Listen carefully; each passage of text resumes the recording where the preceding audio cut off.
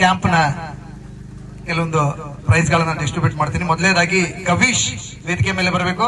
KCA camp ಬಾಗಲಕೋಟಲ್ಲಿ ಅವರು select ಆಗಿದ್ರು. ಕವೀಶ್ ಅವ್ರಿಗೊಂದು ಗಿಫ್ಟ್ ಅನ್ನ.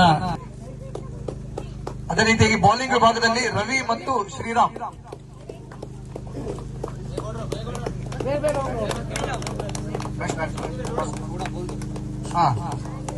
ಬೆಸ್ಟ್ ಬ್ಯಾಟರ್ ಶರೀಫ್ ಮತ್ತು ಶ್ರೀನಿವಾಸ್.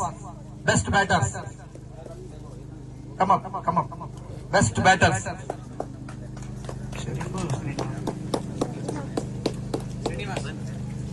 ಅದೇ ರೀತಿಯಾಗಿ ಬೆಸ್ಟ್ ಬೌಲರ್ ರವಿ ಶ್ರೀರಾಮ್ ಅವರು ಬರಬೇಕು.